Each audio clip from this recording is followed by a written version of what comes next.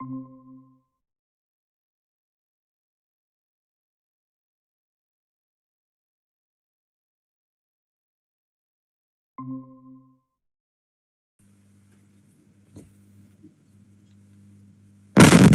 Can you hear me? Hello.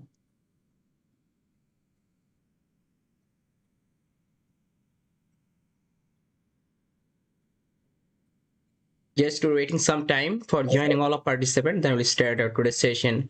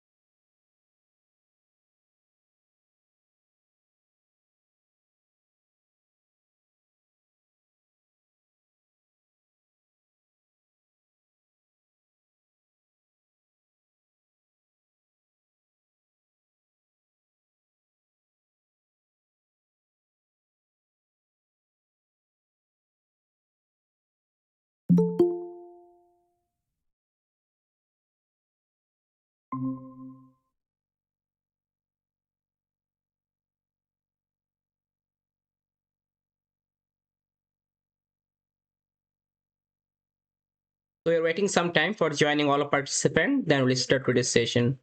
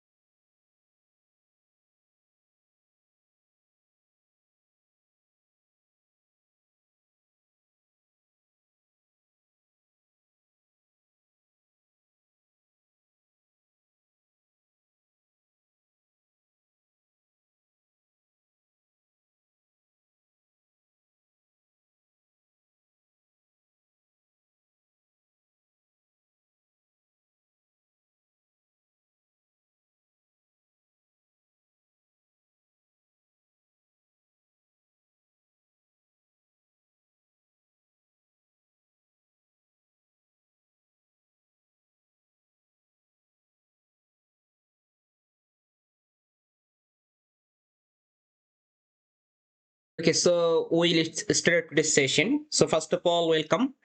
Welcome everyone for joining this 7 days online training program on Google Earth Engine. So I hope here all of you already know about that our course content or course materials. So then I also try to get about some course content first. Basically, after total 7 days training program, what you learn from me, I try to explain all of those one by one.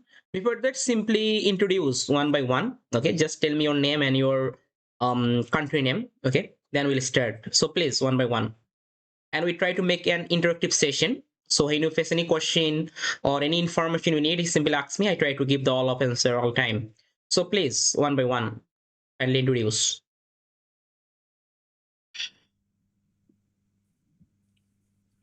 Yes, please.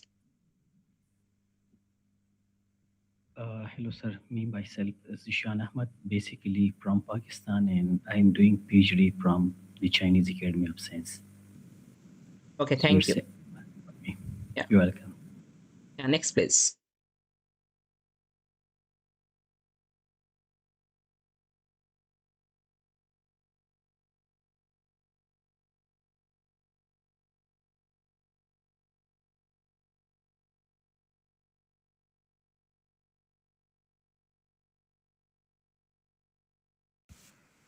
My name is Owajimi Akuchinwe.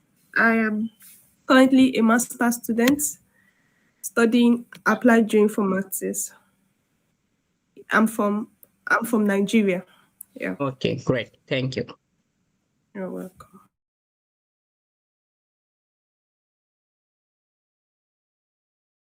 Yeah, next, please. Yes, so hello, I'm Lydia. I'm from Poland and I'm studying intelligent systems and computer science right now. Okay, thank you. My name is Piotr. I'm from Poland as well, and I'm doing PhD in Earth observation. Okay, thank you. Hi, my name is Divyans. I'm from India, and currently I'm pursuing my MSc in statistics. Okay, thank you. Right. Okay. Okay, so basically this is our 7 days online training program, and I hope it will be cover a lot of topic. Okay, and if you have no knowledge about the coding, mainly Python, JavaScript, or if you have no knowledge about the remote sensing technology or machine learning, so I hope everything will be completed in this session. As well as we also try to add some advanced topics such as ArcGIS Pro, or how we can easily connect with the server, Google Earth Engine. So everything will be completed in this total 7 days online training program. So first of all, I try to explain our 7 days course curriculum. Then I try to start our today's session. Okay. Okay. So let me share my screen. And when you face any problem or in confusion or any question, all time you can ask me the question for any time. So let me share my screen. Okay. Can you see my screen? Is it visible?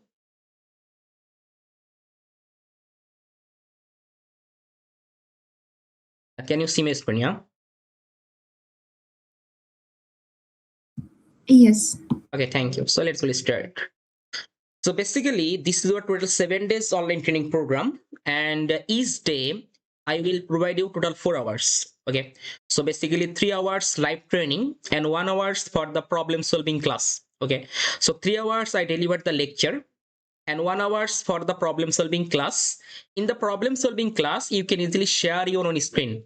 You can easily display your screen and show me your problem, and further we discuss about your problem for the 1 hour session. Okay, and 3 hours I deliver the lecture. Each day total 4 hours our training session for the every day. Mainly Friday and Saturday we take the class. So I already shared the course schedule. Okay, and also share the time every day is the same, inshallah, no problem. We try to join at the same time every day, Friday and Saturday. So today is the Saturday, next class will be here on the 26th. Okay, for Friday, then Saturday, then Friday, then Saturday. So every week, Friday and Saturday, we take the class. And if you have no knowledge about the coding, such as Python, JavaScript, or Google Earth Engine, or machine learning, or satellite image analysis, or remote sensing analysis, don't worry about that. You will learn all of those from beginners to advanced level. Okay, and you can also apply this type of things for your real project work. So first of all, for today's session, I discuss about that introduction to Google Earth Engine and how to use Google Earth Engine using JavaScript and Python. as well as how we can easily connect the Google Earth Engine with ArcGIS Pro or QGIS software, how we can easily use, how we can easily connect the Google Earth Engine server, and how we can easily work with the ArcGIS Pro and QGIS. We also try to discuss about that. And as a beginners, if you have no knowledge about the coding, then we also try to discuss about the some basic principles about the coding. Suppose you are totally zero knowledge about the coding, so then I hope you can easily learn all of those basic important things in the coding, and further you can also apply this type of coding in Google Earth Engine for remote sensing analysis. You can easily learn, and also discuss about the client and server object, how we can easily connect the server mainly with Google Earth Engine, with ArcGIS Pro or QGIS, and then how we can easily load the data. So everything will be completed, no problem. And how to get the server to run your code, you also discuss, and how to importing raster and vector data from the local storage, as well as also Google Earth Engine dataset. We will also discuss how to filtering attribute table and how to connect the Google Earth Engine with ArcGIS Pro and QGIS. We also discuss about that. Okay. And second day, basically discuss about that how to filtering and displaying the different types of satellite images, such as Landsat, Sentinel, MODIS, Sentinel-1, Sentinel-2. So this type, all of freely available satellite data, how we can easily filter and displaying in Google Earth Engine. How to create satellite composite, we also discuss about that. Then how to create different types of band combination, how to export the satellite imagery. Okay, then how to import, filter, reduce, clip, and display the raster data in Google Earth Engine. We'll also discuss about that. And time series analysis for the different types of indices, how we can easily make that monthly time series chart or annual time series chart. Okay, how to export different types of shapefile, how to create the annual image composite or monthly image composite. So a lot of things we try to discover in this second session. And third day we discuss about that how to calculating any indices using the satellite images. In the remote sensing, we're using the lot of indices, and this type of indices, how we can easily calculate using Google Earth Engine, help of satellite imagery. We also discuss about that, and how to filtering, displaying the Sentinel-2 satellite imagery and monitoring the NWI or NDVI, and how to extract the water body using the thresholding technique. We also discuss about that, and how to create the different types of indices time series chart, help of Landsat and Sentinel imagery. Then how to add the gradient legend, how to monitor the flood mapping, and how to create the monthly or annual time series chart. We will also discuss about that in the third session. And fourth day we will discuss about that how to remove cloud and haze from your satellite imagery. Mainly we find out a lot of cloud in the rainy season or coastal area, so where there almost all time cloud formation, we find out a lot of cloud. So this type of cloud is hampered our result. So we also learn about that how we can remove the cloud and haze from our satellite imagery and get the very neat and clean satellite imagery. We also discuss about that. And then we also discuss about the DEM data analysis, basically digital elevation model, how to use the DEM data and create the different types of topographical mapping, such as hillside map, slope map, aspect map, as well as discuss about the LST, land surface temperature monitoring, help of Landsat satellite imagery, as well as also MODIS satellite imagery. Okay, how we can easily use monitor the LST or land surface temperature, and how to calculate the average, maximum, minimum NDVI over any specific region. Then we also discuss about the urban heat island, how we can detect the urban heat island area, or urban thermal field variance index, how we can identify, or how to make the LST time series chart using Landsat data monthly or annually. So this type of things we try to explore in the fourth day. And fifth day basically discuss about that air quality monitoring. So in the air quality, different types of air pollutants such as nitrogen dioxide, sulfur dioxide, methane, carbon monoxide, or PM 2.5. So this type of gases, how we can easily monitor, we also discuss, and how to download the air quality parameters time series data in CSV, we also discuss, and how to create the annual time series chart for the air quality pollutants, different types of thing. Then how to calculate the total emission for any specific gases and AOD or PM 2.5, as well as we discuss about the ArcGIS, mainly ArcGIS Pro or ArcMap, this type of software, how we can easily use to create the map layout. Okay, so basically we simply download the data from Google Earth Engine or export the data. Then we are just use the ArcMap or QGIS software to create our map layout, help for our research paper or presentation. So this type of things I tell you to explore in the 5th day. Then how to check the accuracy assessment of your air quality monitoring, and how to extract the points pixel value for a specific geolocation data, and how to check the train analysis, or how to apply the linear regression model. So a lot of things we try to explore in the 5th day. And 6th day we'll discuss about the machine learning, how to apply supervised and unsupervised machine learning algorithm, as well as how to make land use land cover map using the supervised learning, such as random forest, then cart, then support vector machine, minimum distance, and how to check the accuracy of your land use land cover map, cup accuracy, producer accuracy, consumer accuracy, overall accuracy, calculate the land use land cover classes area. Okay, so how to export this type of map. So a lot of things we try to discuss. And last day basically discuss about the change detection analysis for the 2 decades land use land cover change detection, how to make and so NDVI change detection, NDVI classification, class wise land use land cover change detection, how to create the urban expansion or urban growth monitoring or urban development monitoring, as well as hyperparameter optimization. So this type of things we try to explore in the last day. And every day I will provide you the 3 hours live training and 1 hours for the problem solving class. So in the problem solving class, you can easily share your own screen and show me your problem and get the solution. And each day, every day after completing the live session, I will give you some assignment regarding this type of topic. So we also try to do this type of assignment. Further face any problem, then we also discuss about this type of problem for that next class for this type of assignment problem if you face any problem. And every class I give you some assignment, so you also try to do this type of assignment. After that, you can also get the certificate, as well as you can get all of materials, mainly slide, PDF or practice code, as well as you can also get the all of recorded class. Okay, lifetime access, you can easily get it. And you can get the lifetime support regarding this training session. Suppose you complete our online training program, but for the future you face some problem regarding this type of topic, then you can get the free support for the lifetime. Okay, suppose you face some problem on your code is not running, or your analysis some wrong.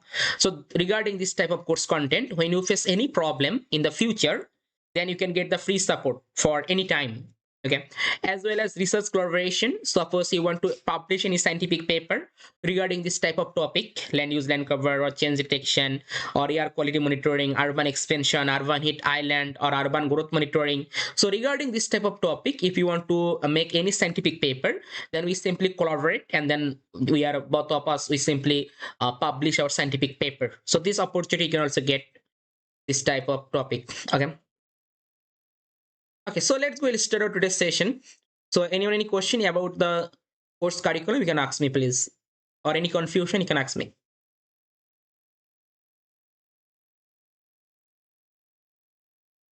Okay, I hope there is no question. So let's go start today's session.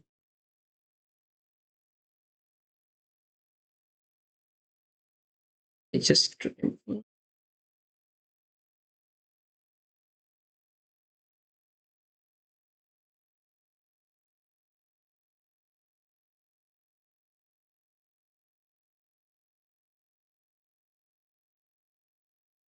so first of all, what is GEE? Basically, GE is the short form of Google Earth Engine. And Google Earth Engine is a totally cloud-based platform for geospatial analysis. So what is the cloud-based platform? So cloud-based platform, here all of you already use different types of cloud-based platform. Suppose like as Facebook is one kind of cloud-based platform, or YouTube is one kind of cloud-based platform. So every cloud-based platform have a own server. Suppose Facebook have a own server. When you upload a photo, this photo upload in the Facebook server. Or when you upload a video on YouTube, so this video is uploaded on the YouTube server. So every cloud-based platform have a own server. Same like as for Google Earth Engine, it's a cloud-based platform. That's why it also have a server. And everything will be controlled. Everything will be controlled from the server. And in this server, we can easily access lot of satellite imagery. So I think here all of you already use some ArcMap or QGIS software for the remote sensing analysis. So for that, we need to download the data.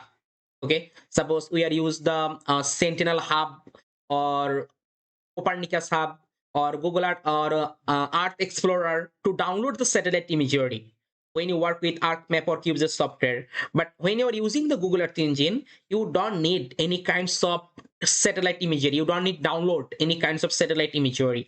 We can easily access all of satellite imagery from Google Earth Engine server. We can easily access all of Google Earth Engine data catalog from the Google Earth Engine server. 40 years of satellite imagery. We can easily access different types of satellite imagery.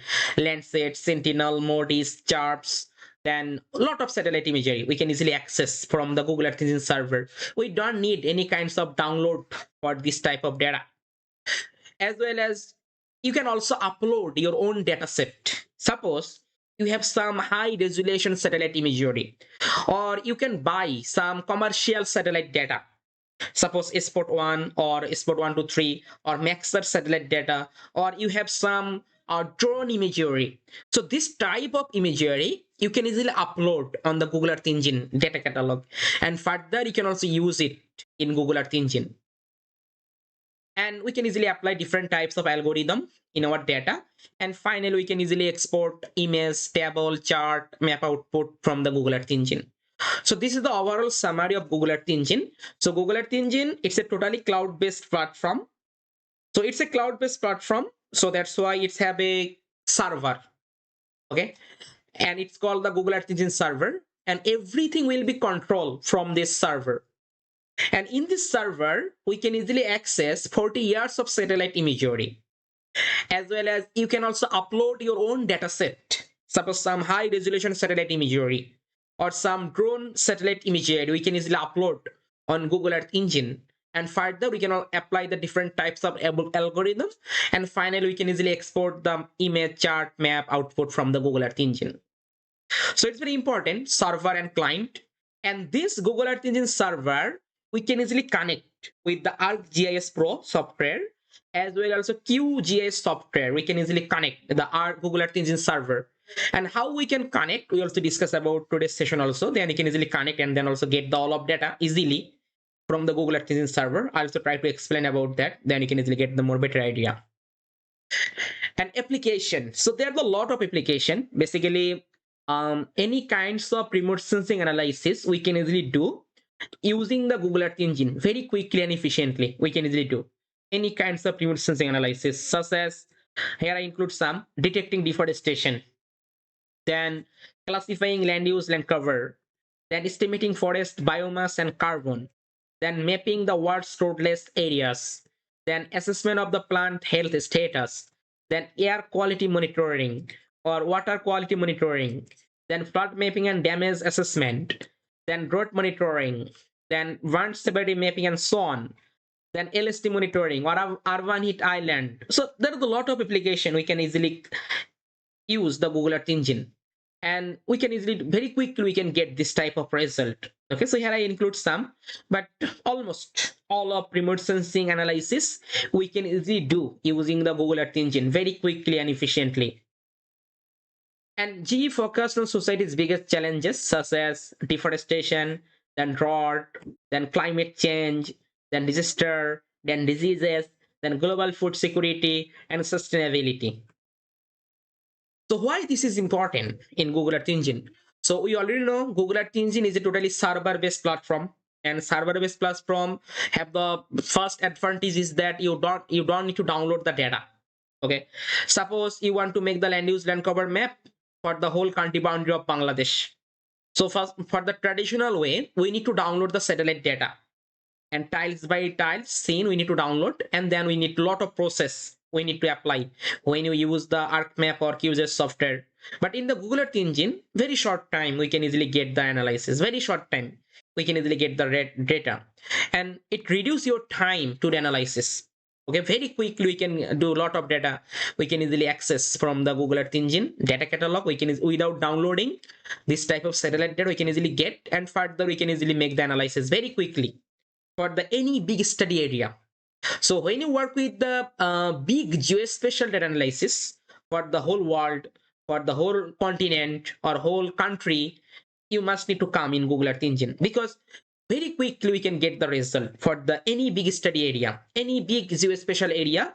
We can easily get the result, and we can easily access petabytes of data or more on the way very quickly using the Google Earth engine, because the Google computing power is very fast. As well as in Google Earth engine, we find out some new feature. So this type of feature basically help you to remove the cloud and haze from your satellite imagery, and we can get the very neat and clean satellite imagery from the Google Earth engine. And then it's a one kind of platform we can easily do for the global data analysis, because all of data set is available for the globally. We can easily get all of data for the globally. So it's one kind of creating a common platform for the global data analysis we can easily do. And what's the advantage and disadvantage of using the Google Earth engine?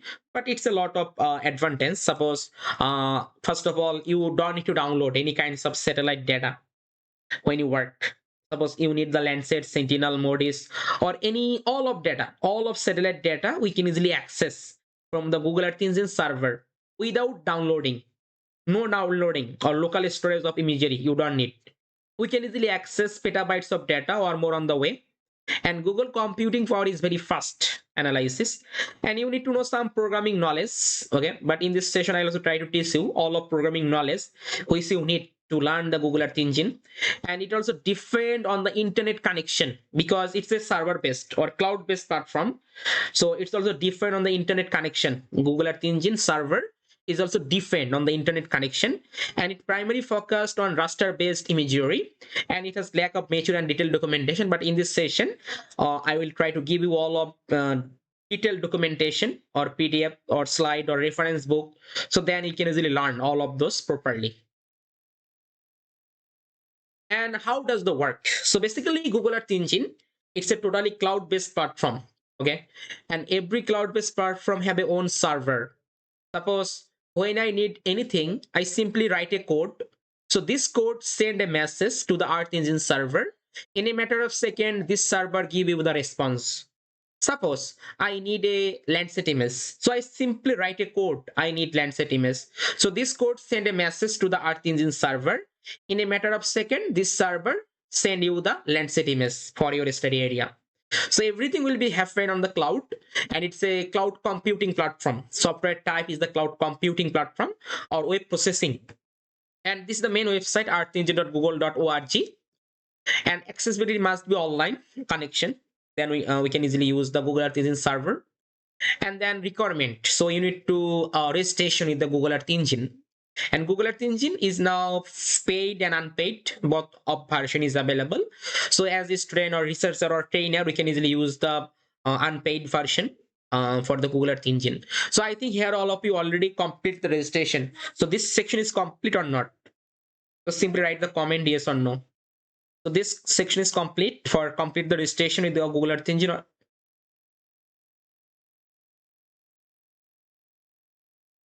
like registration. Okay, thank you.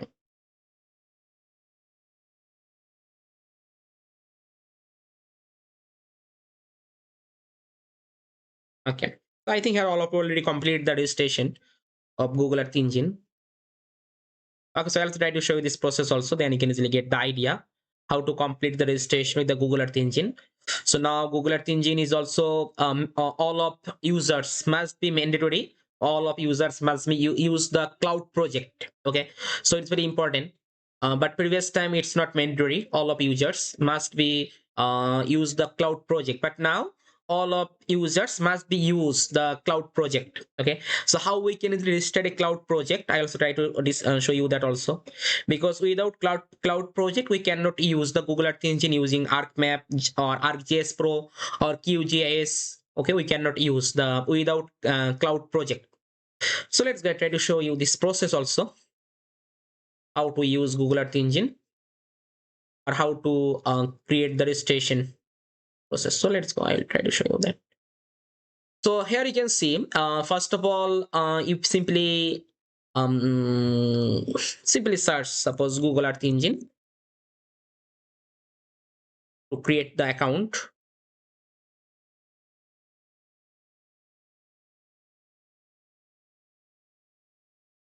Then you can get this type of website, Google Earth engine. This is the main website about the Google Earth engine. So here you can see the platform, dataset, commercial user, non-commercial user. So from the platform, you can simply click on the code editor. Okay. And in this code editor, when I click, so then it's automatically open the link and display this type of code editor, because here I already complete the registration. So that's why I find out this type of display. So if you don't complete the registration, then it simply go to this section. You can see, or it just display the another window. Okay, so when you go to this link, if you are not complete the registration, so when you simply go to this link, then it show the another window.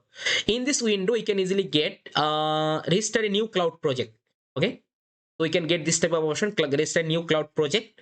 So in the cloud project, simply click and further simply fill up all of information. Okay, all of information you can see. So here you can see the cloud project is registered a non-commercial use. So here I already complete the registration as a non-commercial users. So you can simply click create the new registration, or simply fill up all of information. So first of all, you try. So then you can, it just asks you some basic question. Okay, you can see just asks you the which of the following best describe your organization. Okay, you can see all of those. Simply fill up all of those. Okay, and then it will be create the Google Earth engine. So you can see the update your answer. So I already give all of answer for that. Or you can see I am using the non-commercial, but if I just simply switch to the commercial, then it also possible. And also register new cloud new project. So here I already create the project. This is my project name. You can see this is the project name. So you try first, then face any problem for complete the registration. Then I also show you that. Just simply share your own screen. Then I also guide you how to registration properly. Okay, first of all, you try. Further face any problem, I also guide you how to make the proper way for the registration. So here you can see I already complete the registration. That's why you can see when I simply go to the link, it just open this type of window. Okay, and you can see we find out this type of name. So this is the name. This is the name for my cloud project. Okay, and this cloud project name I need when I work with ArcGIS Pro or QGIS or Python API. When I use, then this cloud project name I need. And this code editor call as a JavaScript API code editor. Okay, so this code editor we can write only for JavaScript code. We can write only for the JavaScript code. But when you work with Python, or when you work with suppose ArcGIS or QGIS software to connect the server, then we need to create the another environment. So how we can easily create this type of environment, I also try to explain. Then you can easily get the idea. But this is the code editor. It's called the Google Earth Engine JavaScript API code editor. Okay, so this code editor we can write only for JavaScript. Okay, JavaScript code. And if you check, it get this type of section. So this middle section, it's called as the editor panel. Okay, it's called the editor panel. In the editor panel, we simply write our code. Okay, we simply write our code or modify our code. As well as if you check the inspector tab, so this inspector tab basically working for map querying result. Okay, suppose when you add any map, then when I click on this map, then we can get the value. Okay, there was in this time there is no map. When I click, it show me the this type of information for this place: longitude, latitude, zoom level, and scale. So this is the inspector tab. Suppose here I add any map. Suppose I just simply add the NDVI map or NDWI map or any other map. When I add and when I click, then it show me the pixel value for a specific coordinate. So let me show you the one example, then you can easily get the better idea. Suppose let me add my previous code. So this is the script tab. It mainly save your script which you save. Suppose here I already save some script, so you can see. So you can see here I already, suppose let me just open. Okay, so when I click, you can see this code is added in here. So script is one kind of tab. It save your script, mainly which code you save. And how we can save? Suppose I simply write the code. So this code I want to save. So how I can save? For the save, you can see the save button. Okay, just click on the save button. So here I already save. Just I click, you can see the save as. So then you can simply put a name. Okay, so you can put any name. Okay, then simply okay. So this code is saved under the script tab. So script tab mainly managing your script which you save. So you can see when you write your code, so you can easily save. Just click on the save and give a name. So then this code save under the script tab. So further, when I need the code, I simply click. So then this code is added in my code editor. So from here I can easily modify the date, or I can easily edit my code or modify my code. Okay, and when I click to the run is the button for execute your code. So when I run, you can see what happened.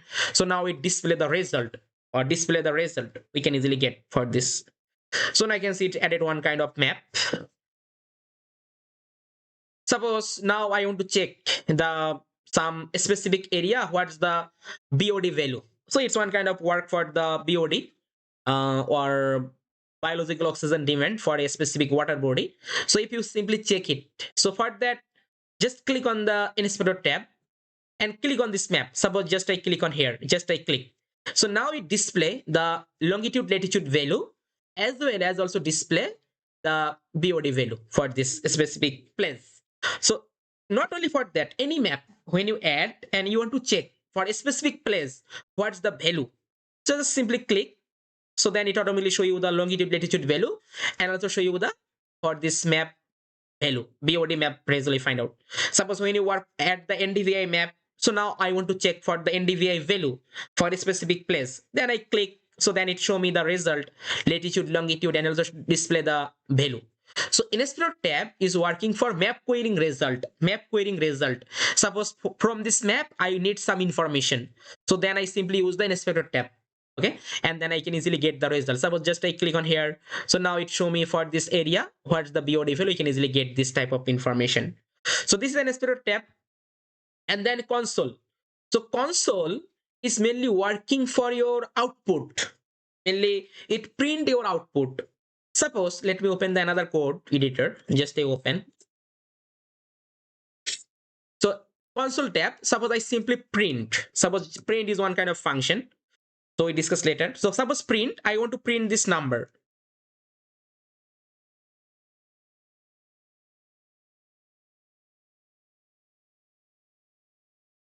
So when I run, you can see we can get the result under the console tab. So when you're using the print function, you can easily print the chart or print any animation, anything. So when you use the print function, this output we always find out under the console tab. Always. Suppose I simply use the print, so this output always we find out under the console tab. Then tasks tab. So tasks tab mainly managing your long running tasks. When you upload or when you import or export any file, then this tasks tab show you the progress, how many time you need. Okay, so you can see here I already I one file. So every 7 days or 10 days, this type of result automatically removed from here. So you can see we find out that less than 1 minute I need for this. When I exporting or importing this file, I need the less than 1 minute. So this task tab show you the progress, how many times, or what the progress for importing or exporting any file. It can be CSV file, it can be shape file, it can be a GOT file, or any files. When you upload or export from the Google Earth engine, this task step show you the progress. Okay, how many times you need, or what the situation for the progress level. So how we can easily upload or import, I will show you this process also after some time, then you can get the more better idea. So this 3 tab, inspector were used for map querying result. So when I click, we can easily get the result for this map. Console tab, it's mainly printing your output, and task tab, it managing your asset when you upload, import or export, how many time you need. It display the progress level. As well as if you check, we find out the search place. We can easily search our place. Suppose our study area, you can simply search. I simply search, suppose Dhaka, Bangladesh. So now we can easily get this area. So we can easily search our area from here. As well as we can also search our data. Suppose I need the Modis NDVI data. I simply search Modis NDVI. So now I can, so we can get all of Modis NDVI related data. We can easily find, and then click on the more. So then we can easily get the all of data set from here for the Modis NDVI data, different types of data we can easily get. So we can easily search our area, as well as we can search our data And if you check the script tab, I already discussed about the script tab. Script tab mainly managing your script which you save. So here you can see here I already saved a lot of script. So when I need, then I simply click, it will be add in here. Okay. So how I can save? So you can see the save button. Just click on the save and put the name. Suppose I put the name, suppose demo, and then okay. So now this demo is added under the script tab. So when I need, then I simply click on the demo. We can easily get the we can easily get the script. You can see the demo. Okay, so this is script I simply save. So when you write any script, we can easily save under the script tab. Then docs tab. So it's very helpful. It's very helpful because this docs tab provide you all of documentation. It provide you all of function we can easily get. You don't need to memorize anything. Not need to memorize anything because all of those we can easily get from here. Every function, how it work, we can easily get this type of things from the docs tab. Suppose click on here, you can see it's one kind of function e.number. So you can see construct a new number. So when you are create a new number, we need to use this function. So you not need to memorize anything. We can easily get all of those from the docs tab. Okay, you can easily get the docs tab, all of those. And asset tab. Asset tab, it mainly managing your asset which you uploaded. Okay, suppose we can easily upload different types of data.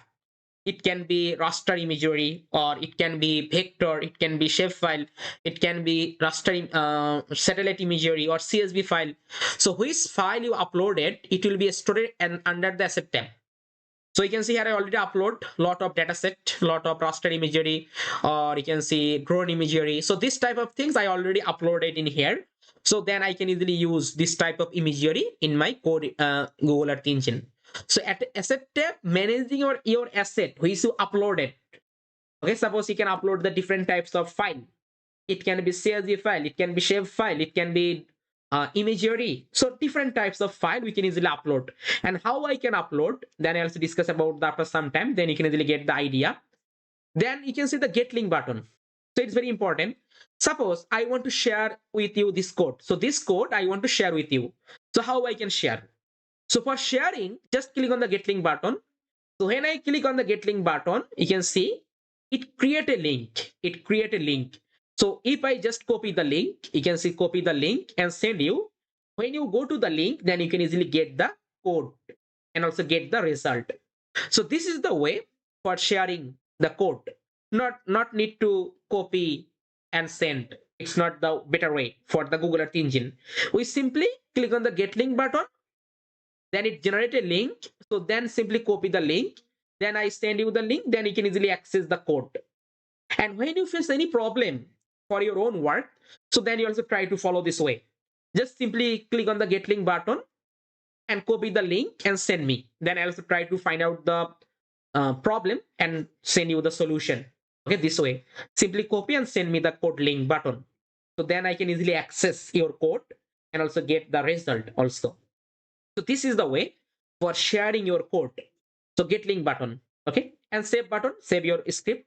Run button, basically for execute your code.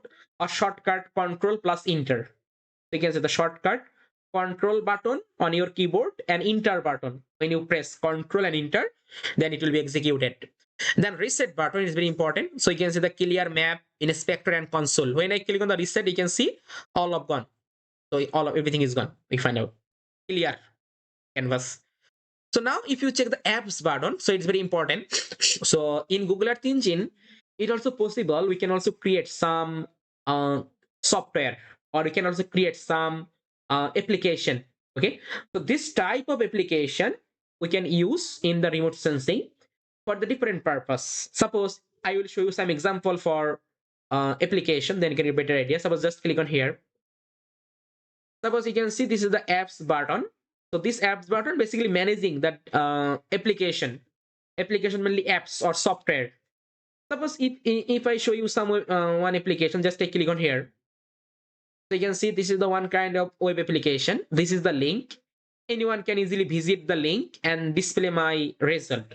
Okay, you can see just it's not much any kinds of application, just is display the result. Suppose it's one kind of land use land cover map. suppose this map I want to share with you cloudly. Okay, so then I simply create this type of application. So here we can easily identify all of land use, land cover classes, water body, build up, agriculture, vegetation, barren land, as well as it also show you the statistic value. Okay, how much water body, how much build up, how much agriculture land, how much vegetation, how much barren land. So it's one kind of application. So we can easily share our map or share our result using this way. So anyone easily visit the link and display my result, okay, from here. So it's one kind of normal application. As well as if you want, you can also create some advanced application. Suppose just I open this application. So anyone easily visit the link and display the application. So this application help you to make the land use, land cover district wise. Suppose I simply choose the area of interest. You can see all of area of interest in here in Bangladesh, mainly total 64 district. So from here I can simply choose any one. Suppose I simply choose this district. So now automatically it visualize the land use, land cover, as well as it also visualize this area, how much tree cover, how much cropland, how much build up, how much water body, as well as it also display the map. Suppose I need another district, just I click on here, suppose Dhaka. So we can easily get all of information for the Dhaka district boundary. I can see the tree cover or grassland or cropland, how much cropland area, or how much build up, or how much barren land or sparse land, how much water body. This type of statistical data you can also download as a CSV file. Click on here, it will be downloaded, and we can get this type of map. For any district, we can easily get this type of result in Bangladesh. So this is one kind of more complex application. So you can also create the more also advanced application. So let me show you another example. Suppose so this is the one kind of application. It's help you to monitoring the drought condition for your study area. So any users, they can easily visit this website and they can easily monitor the what the scenario of drought condition for this type of district. So you can easily choose any district and choose the specific time. Suppose I choose it, and you can see the based on the index. Okay, standard precipitation index or vegetation condition index, temperature condition index. So different types of index we are just used for the monitoring the drought condition. Choose the time and run. So now it automatically display the what the scenario of this district. Where is the high drought, where is the low drought, or where is the extreme drought. So this type of things we can easily find out from this map. I can hazard index, extreme, severe, moderate, normal, and wet. And also show the time series chart of the TCI or temperature condition index. So this type of application you also create. Not only for that, if you want, you can also create more advanced. Suppose okay, so you can see we can create the two types of application. One is the publicly available, so anyone can easily visit the link and they can easily use this type of application. Another one, you can also create some private application. Suppose only some specific users they can use it, or you can also use some commercial application you can also create. So for that, you can see it show this type of lock sign. It means that it's not available publicly, so it's only available who just take the subscription of this type of application. Suppose if I show you this type of application, suppose this one. Okay, so I just take the subscription using this email, so just I allow for that. Yeah, so you can also add your logo, okay, in this application, or then further you can easily get the result. So you can see, so this application, suppose I can simply choose any study area from here. Suppose I just take the specific time, suppose 2024 January 1st January. Suppose then I take the this time, okay, or you can, this is my start time, this is my end time, and I can easily draw my study area. Suppose this is my water body area, I simply choose it, just draw this area of interest, and further I simply choose the which parameter I need. You can say the turbidity, chlorophyll, total suspended solid. Suppose I simply choose the turbidity and further submit. So now we can easily get the result between this time period, what the scenario of turbidity we can get. It also display the legend, also display the time series chart when it will be high, and also get some animation look like that. Suppose I need the result for chlorophyll, then submit.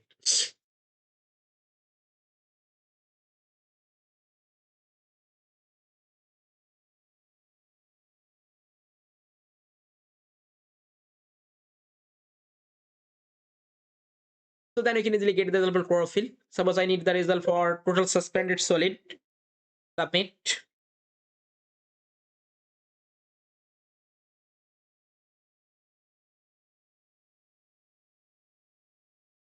So then we can easily get this type of information for the total suspended solid.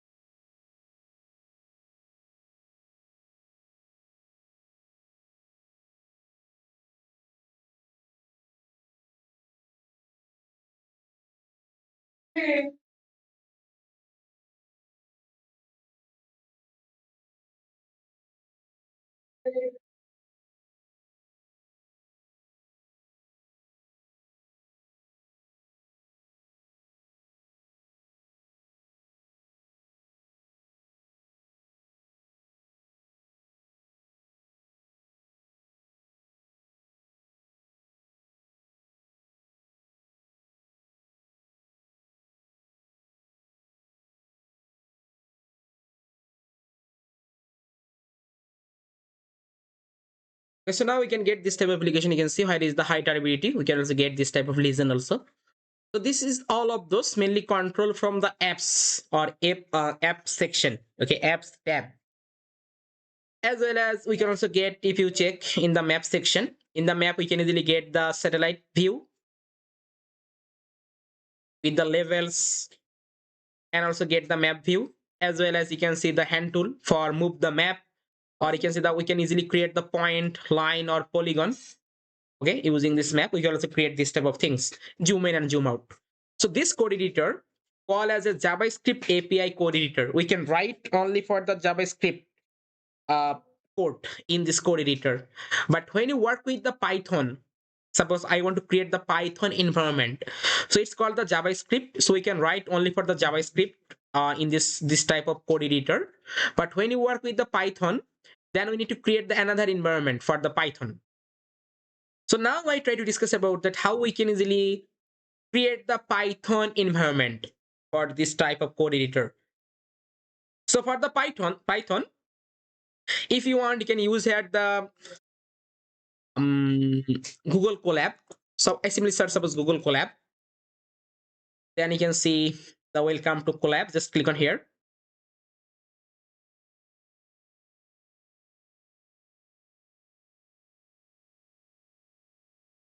So in the Google Colab, you can get this type of things. Click on the new notebook. So now it's create a Google Colab. We can easily get the code editor. So we can easily use the Google Colab to use the Google Earth Engine. So we can get this type of interface, okay, of the Google Colab.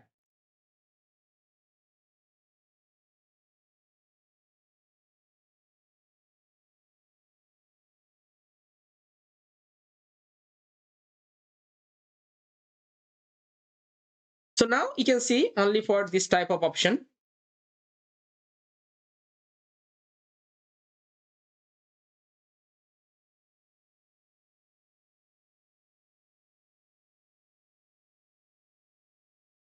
So you can see the untitled, you can easily put any name. Suppose I put the name is first day, or you can put any name.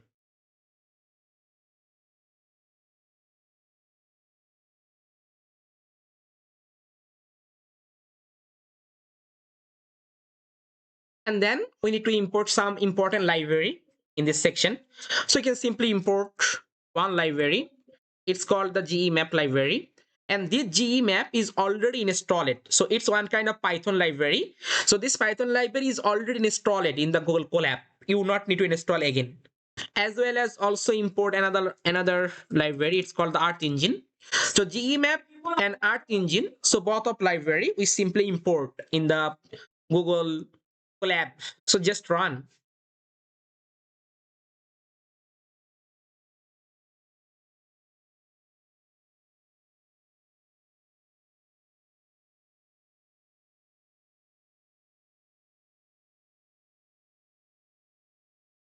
So you can see there is no problem. There is no problem. Okay, there is no problem. So GEmap and Earth Engine. So two library I simply already install it. And the Google Colab is default install it. Okay, so Google Colab is one kind of cloud IDE. In this cloud IDE is already installed. Lot of Python package are already installed. So not need to install again. So simply import the GEmap and Earth Engine. After that, just simply take the new cell and write Earth Engine EE library and put the authenticate. So in the authenticate, basically it just check you the authorization. So if I just run the code, then check what happened. It's just simply connecting. You can see allow, click on the allow, and further you can see this is my email, and this email I just used in the Google Earth Engine. Okay, when I make the registration, I just use this email. Okay, so you need to use the same email also when you work with the Google Colab. So Google Colab email and also Google Earth Engine, when you registration, try to use the same email. Okay, try to use the same email. Otherwise, it creates some problem. So you can see this is my email. So this email I used in the Google Colab, and I also used in the Google Earth Engine registration. I just keep the same email. Just I click on here. And then continue. Okay, there is no problem. If you check, just we click on the continue again. Okay, it's done. It's successfully done. Then take the new cell, click on the plus, and then put EE dot initialize. In the initialize, when I run, you can see it show a problem. It show this type of problem, and this problem show the no project found. Okay, but previous time it's not mandatory, but now it's mandatory. All of users must use the cloud project. Okay, so here you can see I already make the cloud project. So this is my cloud project name.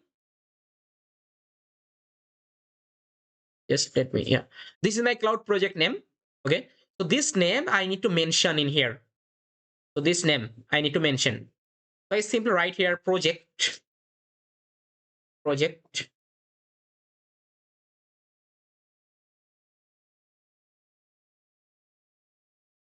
the code. So now if you can see there is no problem, it's work. There is no problem. So this must mandatory. Simply put the project and then mention your project name. Okay. So now this code editor is ready to use for the Google Earth Engine. We can easily use all of Google Earth Engine data. We can easily use all of Google Earth Engine function. We can easily do. So just simply write the 3 line of code. Then we can easily create the environment to use the Google Earth Engine. Just simply import these 2 library, then authenticate and also initialize with your project.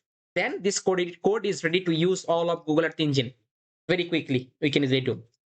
So now if you check, there is no map. Okay, we can get this type of map in here, but in this code editor there is no map. So we can simply add a map. So for adding the map, just take a variable, and if you don't know what is the variable, don't worry, I will try to explain after some time. Suppose I take a variable map. So then equal, I call the GEmap and call the map function. When I run the code, you can see it's added a map.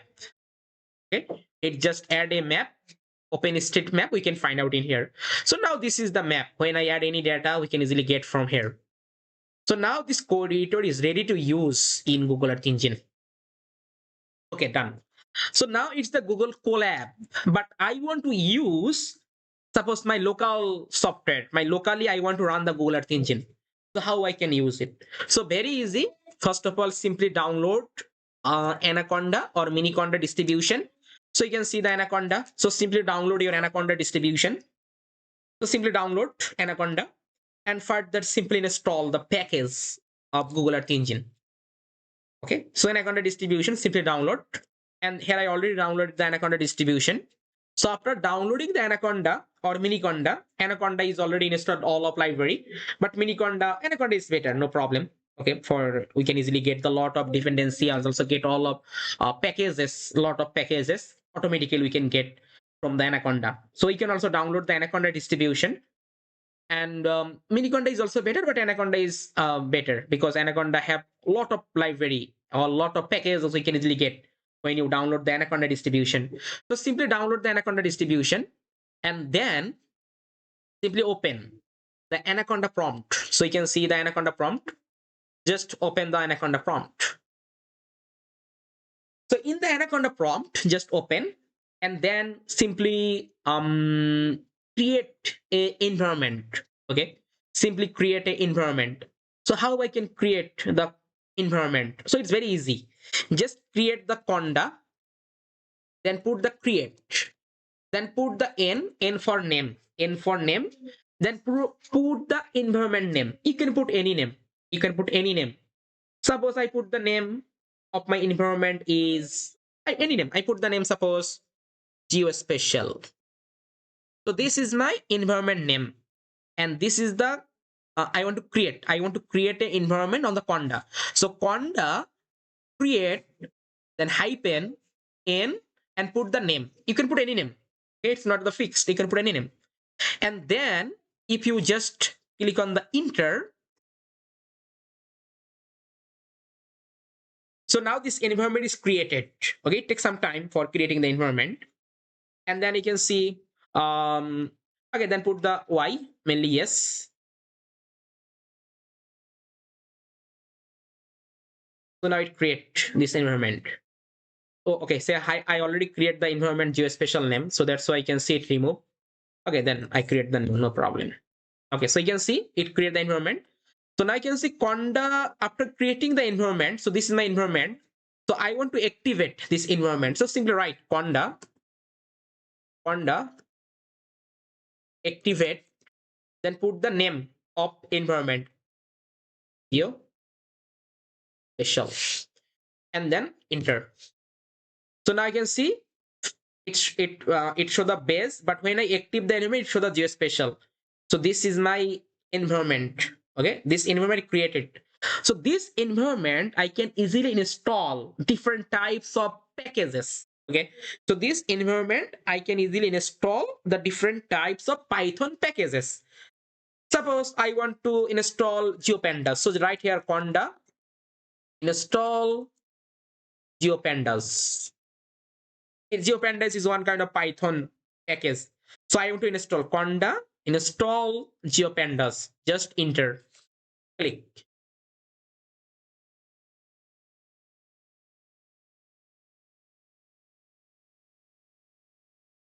So then simply press Y, then enter. So now GeoPandas is installed in my system locally, local system.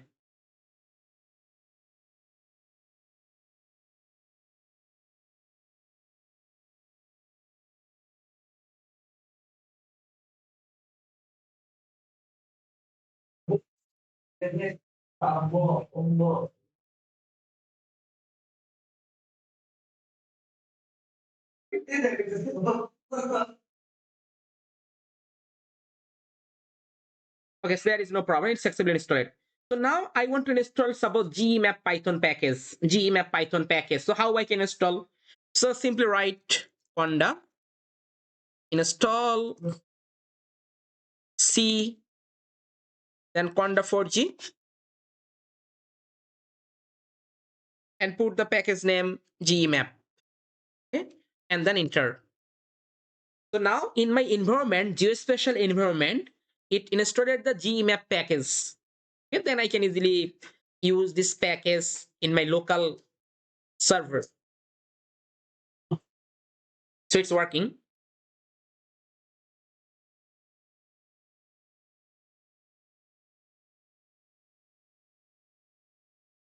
It's loading.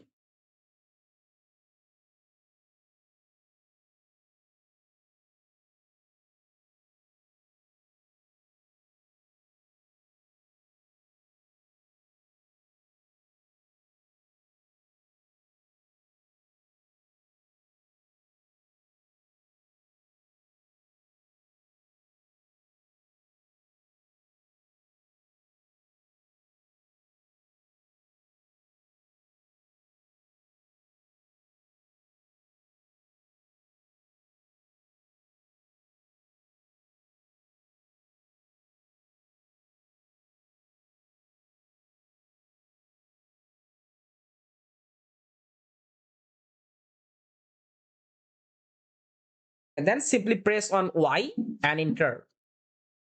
So now it installed all of package which is related to the GE map.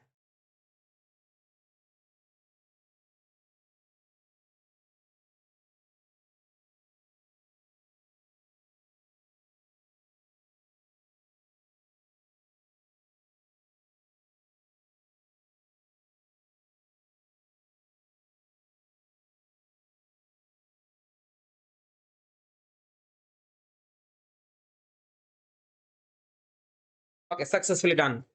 So now if you want to open, suppose I simply open Jupyter notebook. Okay, so the Jupyter is not recognized as the internal external format. Okay.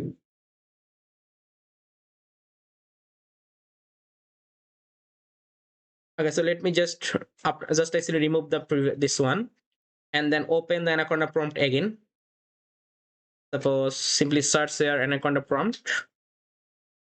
This one.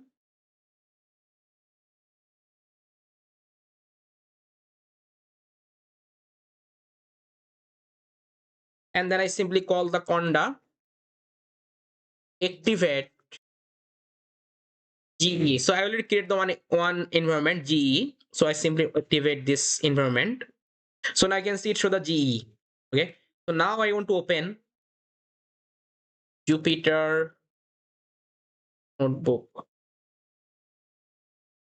So now I can see it create the, okay, so now it's open. Yeah. So now I can see it open the notebook in my local host, the local host open. And further from here, I simply create a new Python, or you can also create any specific folder. Suppose in the download folder, I want to create, just a minute. So in this folder, I just create a new Python environment, Python code editor. So I can see create. It show the untitled. You can also put the name. Suppose I put the name is same. Suppose first day. You can put any name. First day.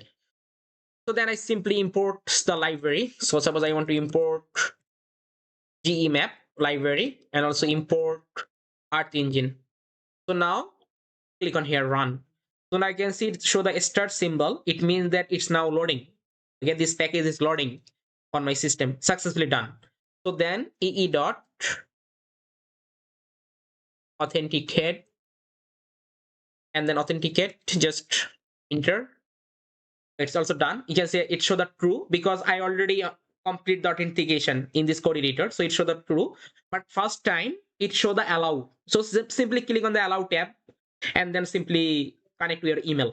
Okay, it easily same process which I show you in this section. So same things first time you need, but I already do it, so that's why it show the true. Then take the second, take the another cell and put here ee dot initialize and then mention the project name, project e, and then enter. So now it's loading. Okay, done. So now this code editor is ready to use for the Google Earth Engine. Okay, so we can easily apply all of Google Earth Engine dataset, all of Google Earth Engine.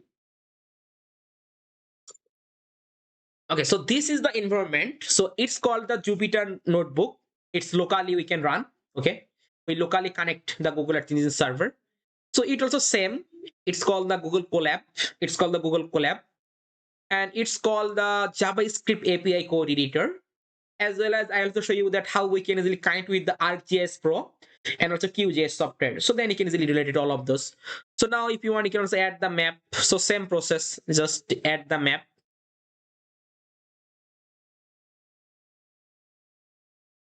So just take a variable, suppose map, and right here GE map package, GE map, just simply call this package and then use the dot map function. Okay, so now run the code. There is no problem. I want to visualize the map, so just call this variable name, just copy the map variable name and paste here and run the code. So now I can easily get this map. So now I can easily create the local host of Google Earth Engine, I simply connect and I can easily work with that. As well as also Google Colab, I can also use the Google Earth Engine. And this is the Google Earth Engine code editor, JavaScript API code editor. So now if you compare, suppose Google Earth Engine or Python, which one is best? So I suggest that as a beginners, when you start the journey with Google Earth Engine, first of all, you try to start the learning with this code editor. Okay, because this code editor is very powerful. We can easily access all of important tab, all of those we can easily get, okay, from here. But if you take this type of code editor as a beginners, it's very hard to capture all of those function of Google Earth Engine, because Google Earth Engine function I can easily access from this type of documentation tab. I can easily access all of function and also get all of function output, also get all of function argument I can easily get.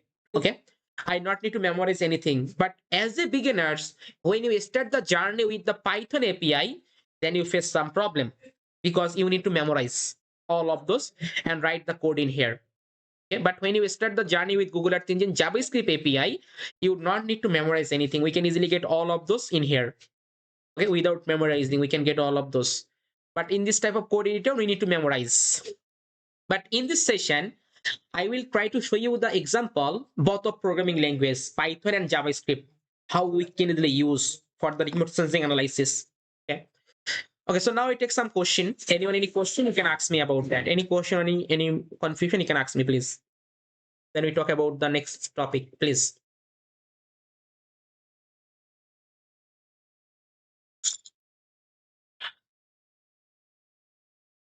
So I also try to install all of those, and further face any problem, you can simply ask me, and you can also share your screen and show me your problem for the next class. Okay, and in the meantime, if you face any problem, you can simply contact in the WhatsApp group also.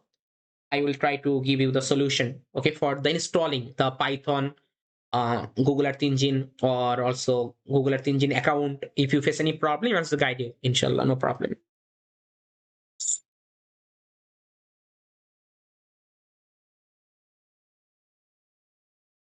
So let's we take about the next topic.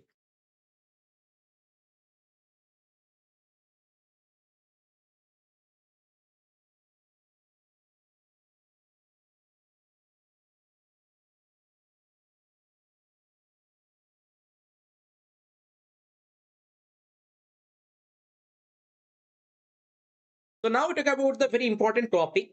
It's called the Earth Engine data type. Okay. So here I already use some basic GIS. Okay, so I talk about some basic GIS.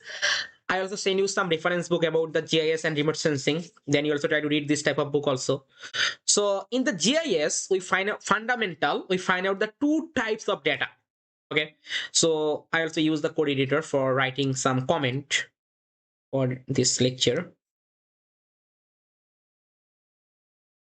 So basically find out that in the GIS, Geographic Information System, here we find out the two types of data. One data is called the raster data. Second data, it's called vector data. Okay, so raster data and vector data, two types of data we find out in the GIS.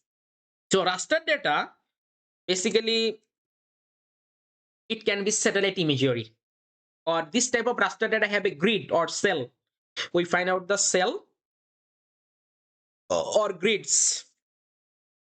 Okay, and vector data can be point, line, and polygon. Okay, this point, line, and polygon, it's called the vector. Okay, but raster data, it have the cell or grid, and every cell and every grid have a value.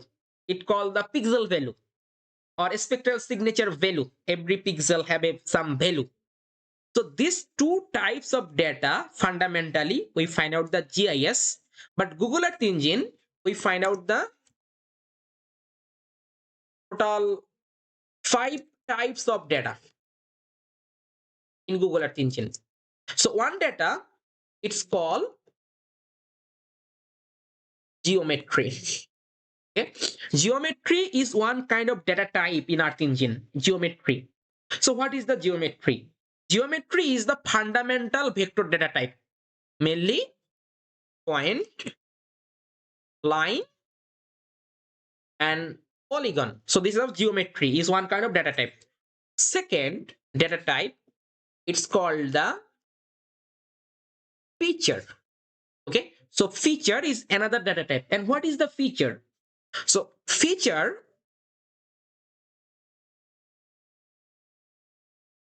is at the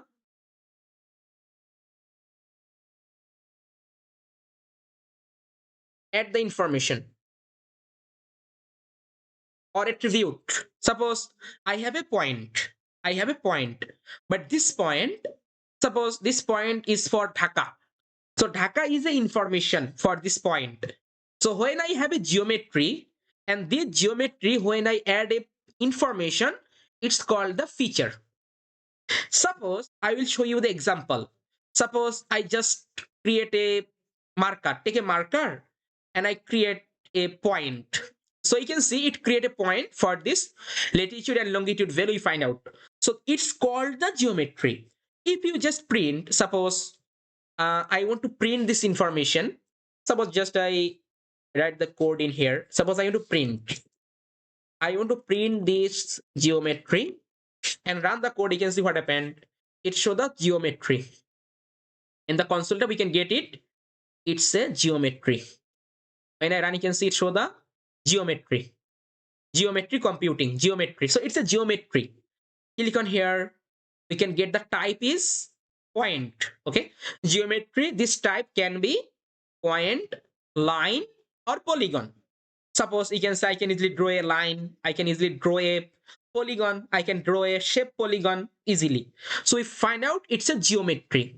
This geometry I want to convert into feature. So how I can convert the feature? So in this time you can see this geometry, there is no information. It just show the coordinate, longitude and latitude value. But when I add the information, suppose this coordinate for this specific city or a specific area or a specific place. So when I add this type of information, then it called the feature. So how I can convert the feature? So let's go. So for the feature, just take a variable. Suppose I put the variable name is any name, information. So if you don't know about the var keyword, don't worry about that. I will try to explain when I talk about the programming language, then you can get the better idea. So just I show you some example. What is the geometry? What is the feature? Suppose I want to add some information. I take a variable information, then equal. So for the geometry, I want to add the information for the feature. So for the feature, use ee.feature function, feature, and I want to add the feature for the geometry, this point. Okay, so then I create a dictionary. If you don't know what is the dictionary, don't worry about that. I will try to explain after some time. So I create a dictionary. Suppose I put the information. Suppose country. Suppose country is USA. So now what happened? So this is my geometry and this is my information for the geometry. And when I print, if you check, when I print this variable, of information, what happened? It show the result as a feature. Okay? So I hope you can get the idea. What is the feature? What is the geometry? So when I click on the feature, what happened? You can see it show the type is the feature, geometry type is the point, and properties mainly information, one information, country USA. Not only for that, you can also add the more information for a single point, no problem. Suppose I create another information, suppose food, you can put anything. Suppose food is, I put the rice. Suppose I put that another, suppose year is 2025. So now run the code. So now all of the information I simply add all of information is simply add for this point. So now if you click on here, we find out that properties for this point. So it's called the feature. So this is the one kind of data type, geometry and feature. Then third data type, it's called feature collection. So what is the feature collection? It's called the set of feature. So in this case, I just take only for the one feature. But when I just take the more feature, suppose I take the more point, so this point, this, create another for 2 points, 3 points, 5 points. So I create. So now it create the set of feature. Okay. So geometry, then feature collection. What is the feature collection? Set of feature. Then it's called the image. What is the image?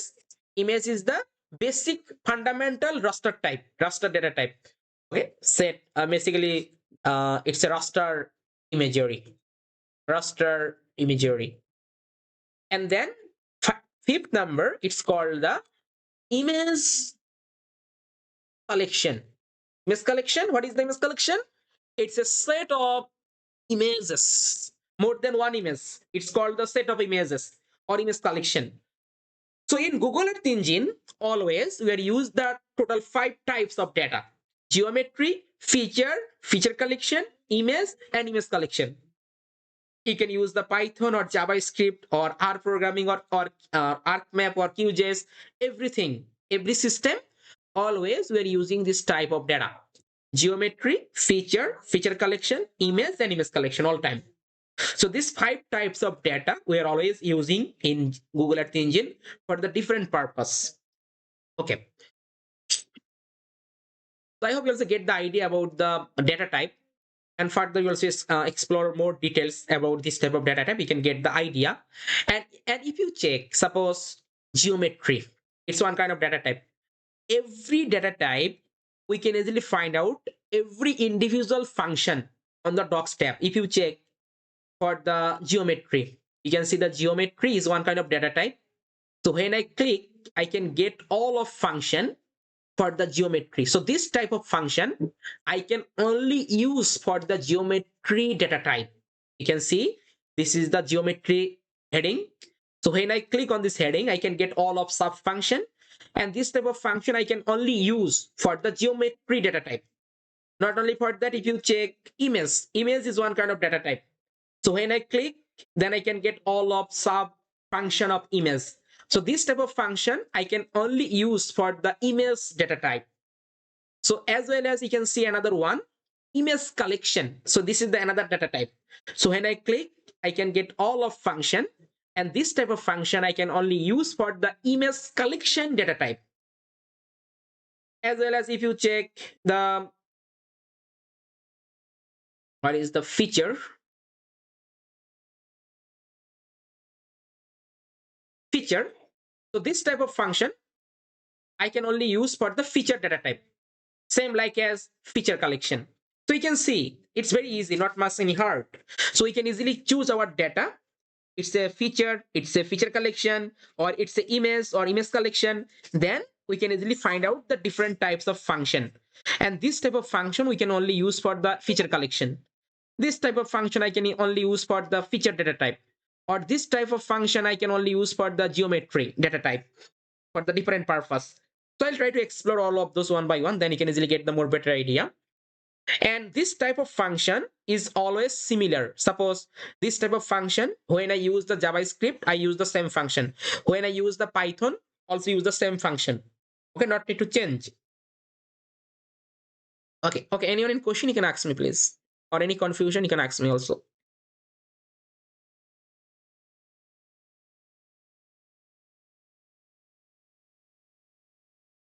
I hope there is no question. So let's go start another topic.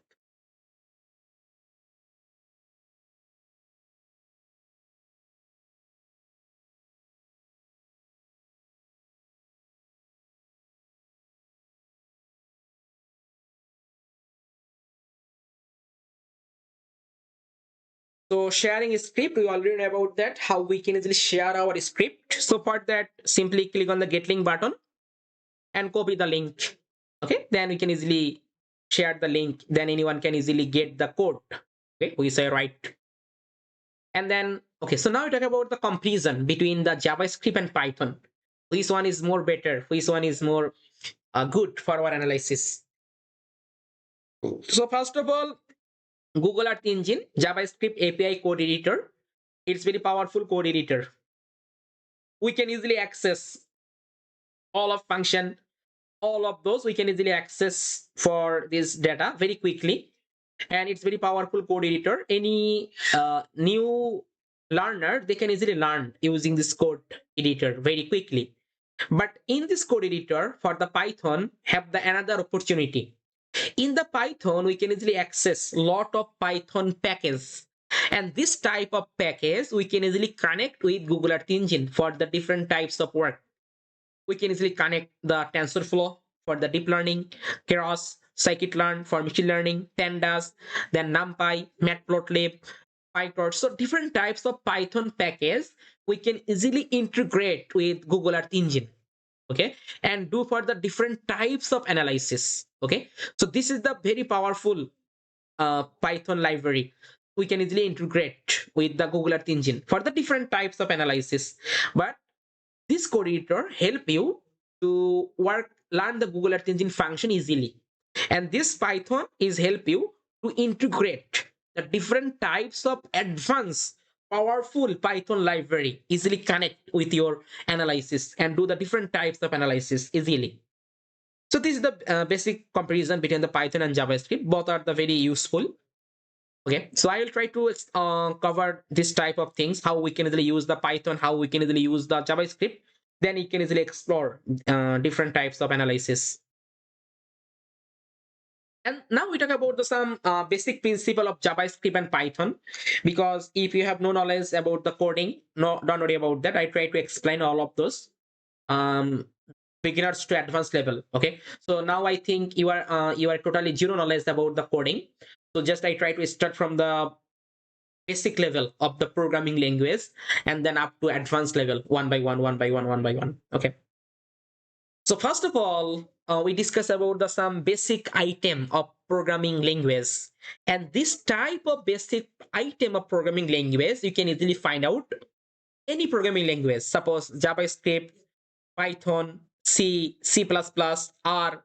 So every programming language, you find out some basic item.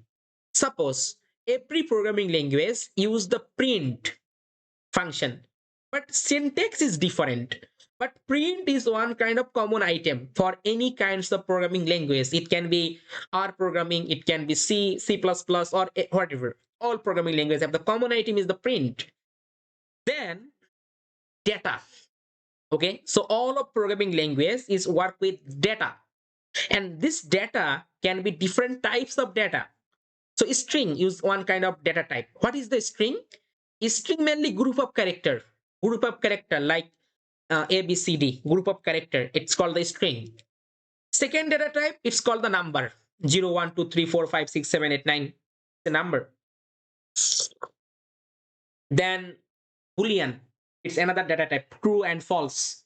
So these three types of data, all programming language is used. String, number, and Boolean. And then comment. Comment, all programming languages also use the comment. So what is the comment? Comment basically it give you the description about your code. We can get from the comment. And then list, all of programming languages also create the list. All of programming languages also create the dictionary. All of programming languages also create the function, as well as also for loop, while loop. So different types of common item we find out for any programming language. So now we try to explain all of those, then you can easily get the idea, basic idea about the programming language. Then we try to jump our class for the remote sensing on Google Earth Engine. So first of all, let me open a code editor. Okay, let me open a new code editor.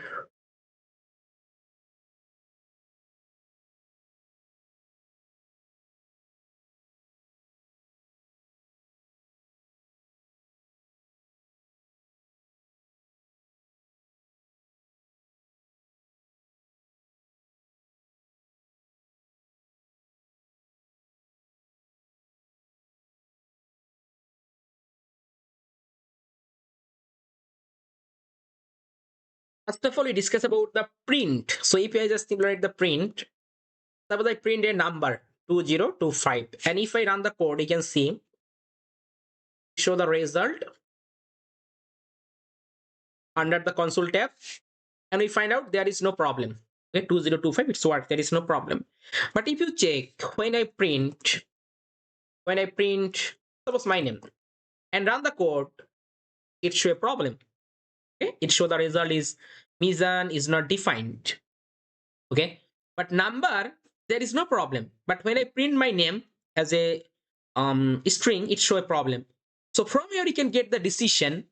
First decision, it's called the number data type. But second one is that strings data type. But when I print number, there is no problem. But when I print the string, I find out a problem. So now what's the solution? This solution is that you always remember when you are using the string, you must use the quotation, single quotation or double quotation, okay, before start and end. So just I put the quotation and run the code, there is no problem. Okay, so this is the number data type and it's called the comment. Okay, it's called the comment. So just I write the comment for your understanding, but it's not the mandatory. It's not the mandatory, just it's give you the information. Okay, it's a number data type, it's a string data type. Okay, so when you print the number, don't need the quotation, but when you print the string, you must need the quotation. Suppose same example I also set for the Python. Suppose I just use the code editor. So take the new cell. Suppose I want to print the number and run the code. There is no problem. Take the new cell. I want to print, suppose my name without quotation, then check what happened. We find out the same problem. It shows us Mizan is not defined because it's a string. And string, you must use the quotation. Okay, so now I put the quotation, start and end. So now run the code, there is no problem. Okay, so it's done. Problem. Okay, so this is the we find out there are two types of data, number and string. So now we talk about that variables. So what is the variables? You can think variable like as a folder on your computer. Okay, so if you check in the computer, we create the different types of folder. We create. So in this folder, we simply store different types of file. Suppose you can see in my folder, suppose this is the one kind of folder. Suppose you can see this type of folder. So when I click on this folder, I can get the some result. I can get some file. So variable is like same. Suppose I create some folder or I create some file. So this type of file I want to store it on my folder. Suppose I just create some folder. Suppose I put the folder name. Suppose I put the variable name. Folder name I put suppose year. Okay, so I put the folder name, any folder name I can create. And this folder, I assign a value. I set a file, suppose 2025. So now this value, I store it in this folder. Now if I just try to print, if you check, if I print the year and run the code, it show a problem.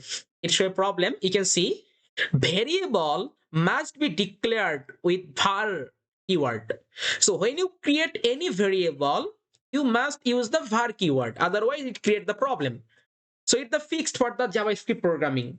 When you create any variables, you must use the var keyword. And now I assign the value in this variable, and when I print the value, I can get this number. So now if I run the code, you can get the result. You can see 2025. It's printed. So now this value is stored in this folder, and it's called the variable name. And in the JavaScript programming, must use the var keyword. Then variable name, you can use any name, almost any name we can use. Then equal sign, then put the value. So now if you just try to check another example, suppose take a variable, I put the variable name, suppose name, and then I call the median. Suppose this variable, I stored this name. Okay, and now I want to print this name and run the code. It show a problem. Anyone can guess it? What's the problem in this code? Any problem? What's the problem in this code?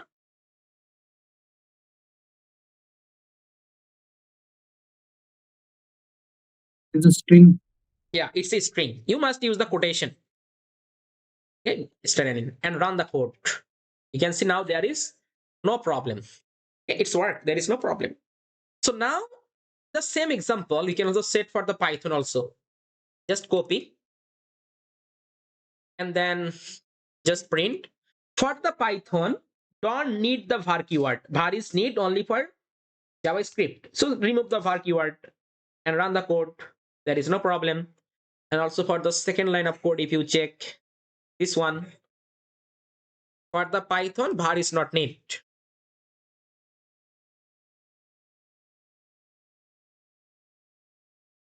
So var is not need. Just I remove the var keyword and run the code. There is no problem. Okay. So this is the variable. So I want to store it. Suppose in the one variable, for the one value, there is no problem. But when I add the more value in one variable, it can check. Suppose I want to add the more file. Suppose another name. Suppose more than one, I want to add.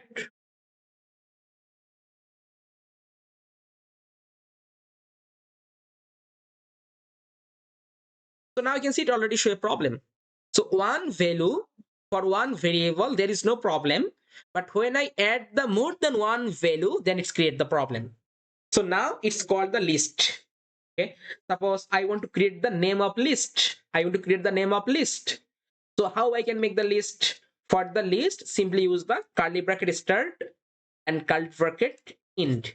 So now in this list, we simply add the name. Oh, sorry, we need to put the square bracket for the list, square bracket. Okay, square bracket start, square bracket end. So now it works as a list. If I run the code, we find out that list. Find out the list, name of list, and it start from the 0 because JavaScript it's a 0 base. It start counting from 0. 0 is the first item on the list. 1 is the second item. 2 is the third item. Third is the fourth item. So we find out this type of list. You check. Okay. So this is the way. So we can create the list. For the list, we need to use the square bracket. And list is stored more than one item. So the same things I can also use for the Python. Just I copy.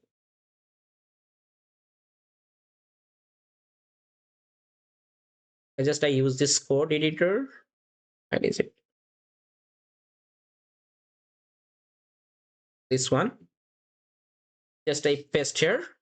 So var is not need for the Python. I remove. So I put the variable name and create the list of the name and run the code. We find out the result. Okay, there is no problem.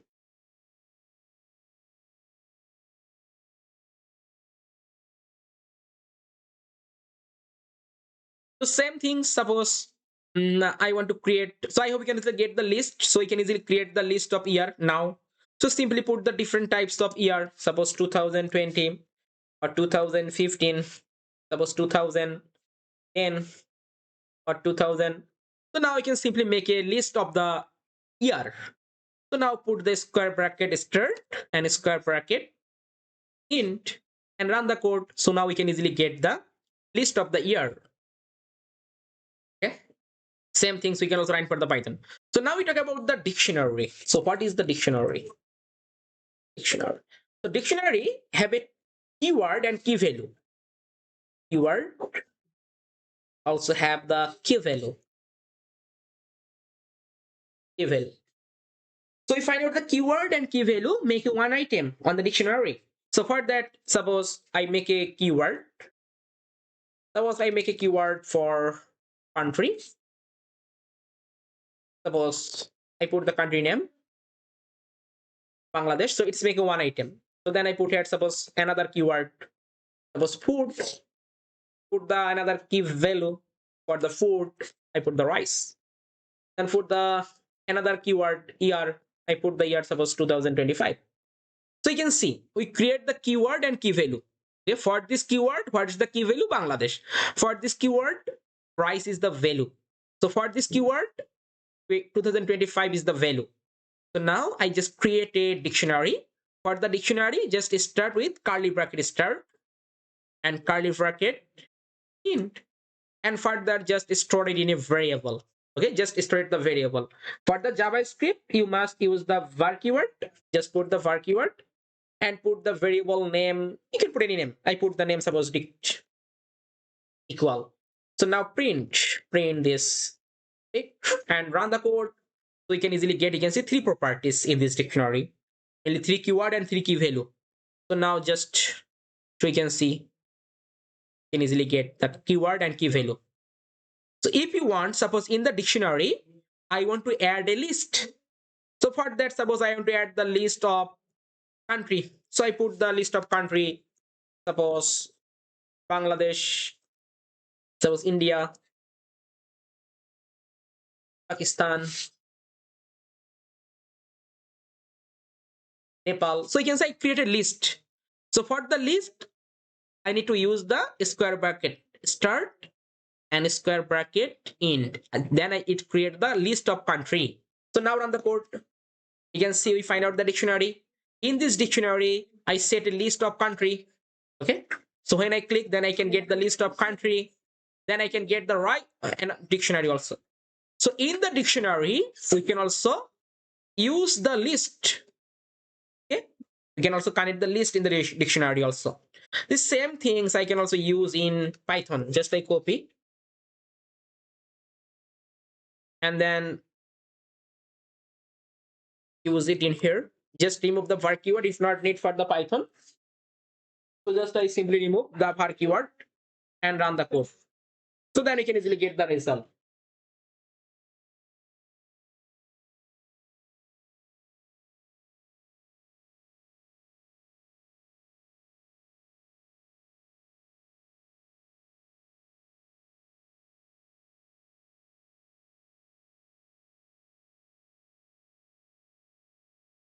So we find out this type of name. If you check, we find out this type of dictionary in here.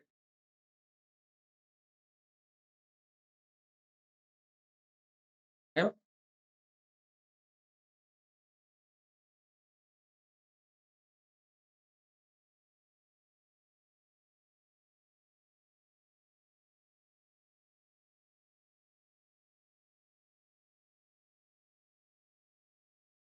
So we find out this type of dictionary also in here.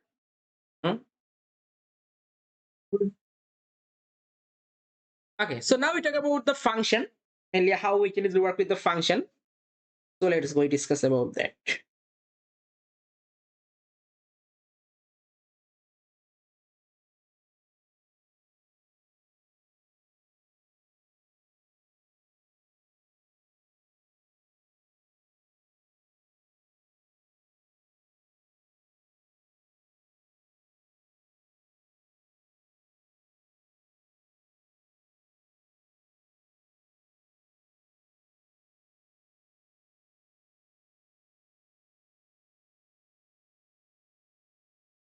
Just we are make a break for 10 minutes, then we'll start again. Okay, just make a break for 10 minutes.